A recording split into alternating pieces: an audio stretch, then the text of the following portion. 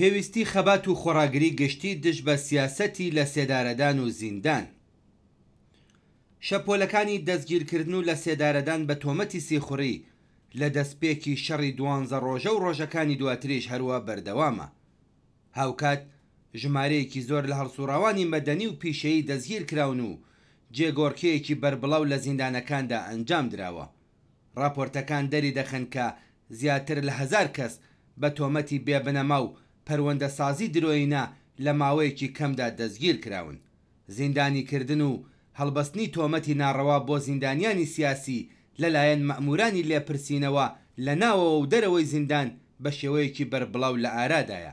لەلایەکی ترەوە هەواڵەکان باس لەوە دەکەن کە زیندانیانی سیاسیشن و پیاوی بوێر و چاونە ترس لە ناو زیندانەکاندا لە بەرامبەر مەئمورانی لێپرسینەوەدا خۆڕاگری دەکەن و نەک هەرمل بە خواستەکانیان نادەن، بەڵکو کەشی خۆڕاگری ناو زیندانەکانیان بەهێز کردووە و لە ڕێگەی پەیوەندی لەگەڵ مێدیاکان و ناردنە دەرەوەی راپۆرت و زانیاری و بڵاوکردنەوەیان لە تۆڕە کۆمەڵایەتیەکاندا بەرەنگاری سیاسەتی جەنایەتکارانەی دەسەڵاتدارانی دەوڵەتی ئیسلامی دەبنەوە و ئامرازەکانی زیندان ئەشکەنجە و لە سێدارەدان پوچەڵ دەکەنەوە.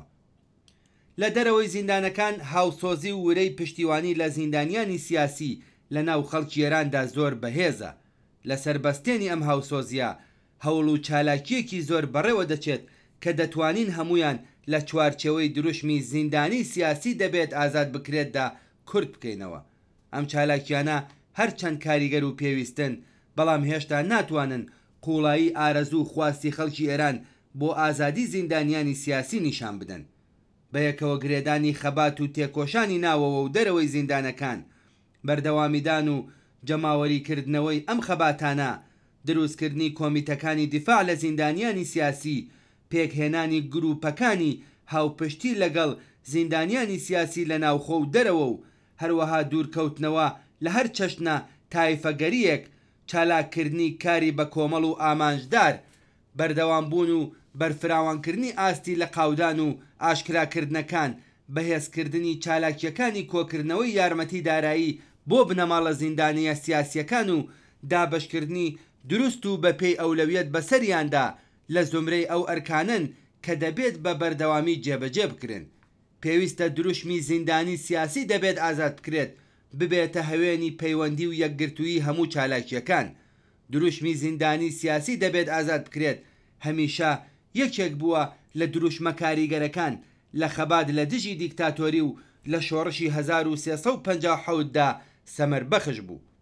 دەوڵەتە دیکتاتۆریەکان لە کاتی خراپبوونی دۆخی ئابووری و لاوازی سیاسیدا هەمیشە پشتیان بە زیندان، ئەشکەنجە و لە سێدارەدان بەستووە. ئەمە بۆ کۆماری ئیسلامیش کە جگەل لە کێشە و ئارێشەی زۆری سیاسی و فەشەلی ئابووری هیچ شتێکی دیکەی بۆ ئەم کۆمەلگایە بە دیاری نەهێناوە زۆر ڕاستە. زیندان، ئەشکەنجەی درڕندانە و لە سێدارەدانی بەربڵاو بە کۆمەڵ بە تایبەت لە دەی شەزدا ڕۆڵێکی گەورەیان هەبوو لە مانەوە و درێژکردنەوەی تەمەنی دزێوی ئەم ڕژیمە. کۆماری ئیسلامی هەمیشە دەرکی بە گرنگی زیندان، ئەشکەنجە و لە سێدارەدان کردووە و لەم بوارەدا سوودی زۆری لێوەرگرتووە. بەڵام ئێستا ترسی خەڵک لە زیندان و ئەشکەنجە بە شێوەیەکی بەرچاو کەم بۆتەوە. خەبات و ناڕەزایەتیە جۆرا و جۆرە کرێکاری و مەدەنیەکان ئەم ڕژیمەیان کە هیچ شەرعیەتێکی نەماوە و لە لێواری داڕماندایە تووشی ترس و خۆف کردووە. کۆمەلگا لەم بارودۆخەی ئێستەدا بەرەو پێکهێنانی کەشێکی شۆڕژگێرانە دەڕوات کە تێیدا ئەگەری شکاندنی دەرگای زیندانەکان و گەڕانەوەی جگەرگۆشە خەباتکارەکانی کۆمەلگا بۆ ئامێزی بنەماڵەکانیان و جەماوەری ئازادی خواست بەهێزتر بووە. ئەو ڕۆژە ئیتر ئەستێرەی تەمەنی ڕژیمی ئیسلامی جەنایەت پیشە سەرەڕۆ و چەوسێنەر بەرەو ئاوابوون دەچێت. بەڵام سەرەڕای ئەمەش ئەمڕۆ مەترسی لە سێدارەدان هەڕەشەیەکی جددیە بۆ سەر زیندانیانی سیاسی. لە بیرمان نەکردووە کە چۆن ڕژیم لە دەی شەزدا هەزاران کەس لە کۆمۆنیستەکان، ئازادی خوازان و دژبەرانی خۆی لە سێدارەدا. زیندانیکردنی درێژخایەن، ئەشکەنجەدان تا ئاستی تێکچوونی دەروون و جەستەی زیندانیەکان بەشێکی ترە لە کارنامەی خوێناوی ئەم ڕژیمە. هەموو ئەم جەنایەتانە بەیانگەری ئەو ڕاستیەن کە ڕژیم بۆ مانەوە و درێژەدان بە دەسەڵاتە لەرزۆکەکەی هیچ ڕێگەیەکی تری جگە لە پشبەستن بە سەرکوت لە سێدارەدان و ئەشکەنجە بۆ نەماوەتەوە. ڕاستیەکی تر ئەوەیە کە ئەم دەستگای سەرکوتە تا ڕادەیەکی زۆر کاریگەری خۆی لە دەست داوە. کۆمەڵگەی ئێران چیتر کۆمەڵگەی دەیشەز نییە کە لە ناو سەرسامی گشتیدا گۆڕستانی بە کۆمەڵ دروست بکەن.